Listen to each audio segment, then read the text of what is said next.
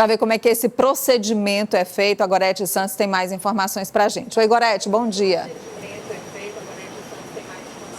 Bom dia, Nádia, a você e a todos. Todo mundo pode e deve, na verdade, aprender, né? Para se ter uma ideia, no Brasil morrem cerca de 700 crianças por ano por engasgo. É a terceira maior causa entre crianças e a principal causa entre os bebês. A gente está aqui no SAMU porque nós vamos contar com a ajuda da doutora Naudiana Cerqueira, que vai explicar para a gente, na verdade, como que é feito esse procedimento, de preferência sentada, né, para ter um melhor apoio em relação ao bebê. Daí, o que deve se fazer? Bom dia. Bom dia. Então, quando você tem um bebê que está engasgado, a posição ideal é que você inicie de bruços, tá? Você vai sempre colocar a cabeça dela mais baixa do que em relação ao tronco, porque isso ajuda, a gravidade ajuda no procedimento. Então você vai observar as escápulas do bebê e você vai iniciar com 5 pancadas, de uma intensidade moderada a forte, tá? Entre as escápulas do bebê. 1, 2, 3, 4, 5. Com os 2 dedos, você vai colocar essa posição, desvira esse bebê, vai observar se ele desengasgou, porque como é que você sabe que ele desengasgou?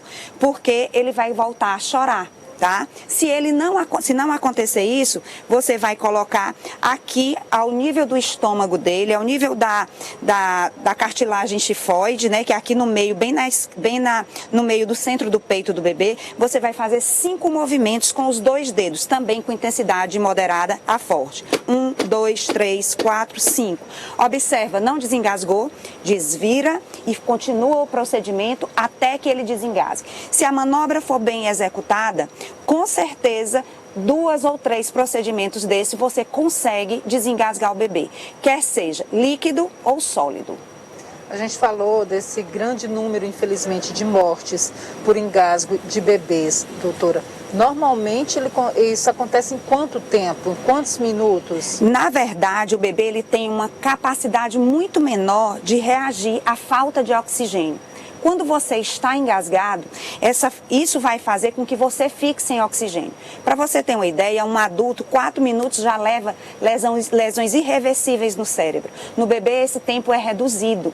Então, a partir do 10º minuto, sem respirar, sem ter uma oxigenação adequada, o indivíduo já pode ser considerado com morte encefálica. E para o bebê, esse tempo também é reduzido. Então, o tempo aqui vale muito, para o bebê vale muito. Então, não adianta soprar, não adianta, né? Muitas vezes o que a gente vê quando os bebês estão engasgados, a pessoa sopra na cabeça, joga para cima. Isso não é o procedimento correto. O procedimento correto é vira o bebê mais uma vez, 5 pancadas ao nível das escápulas, desvira, observa. Se for sólido, mais uma observação. Você vai observar, porque você não deve meter o dedo na boca da criança. Porque se você o faz, o bebê faz o que a gente chama de laringoespasmo, ele vai apertar mais ainda o objeto que tiver dentro da boca dessa criança. Então, você só deve colocar o dedo para retirar o que tiver do bebê ou da criança na boca se você estiver visualizando o objeto. Se você estiver visualizando, nesse momento, você vai observar, coloca o dedo mínimo, que é o dedo mindinho, na boca desse indivíduo e retira o objeto que estiver impactando. Então, são esses os procedimentos que a gente tira e faz, fica perfeito, o bebê volta a respirar, ele vai chorar. Se ele chorar, ele está respirando, é o sinal que ele está bem. Tá bom? Muito obrigada, doutora Naudiana Cerqueira, pelas informações prestadas, um procedimento não tão complicado, né, Nádia? Eu estava até conversando com ela que muitas vezes o problema é que a gente tem o medo de dar essas pancadinhas na criança, mas é o que vai, de fato, salvar a vida do bebê. Nádia. Muito obrigada. Excelente participação da doutora Naudiana do SAMU. Tenho certeza que muita gente aprendeu, né, que essa lição a gente não precisa utilizar, mas se precisar a gente já fica sabendo como é.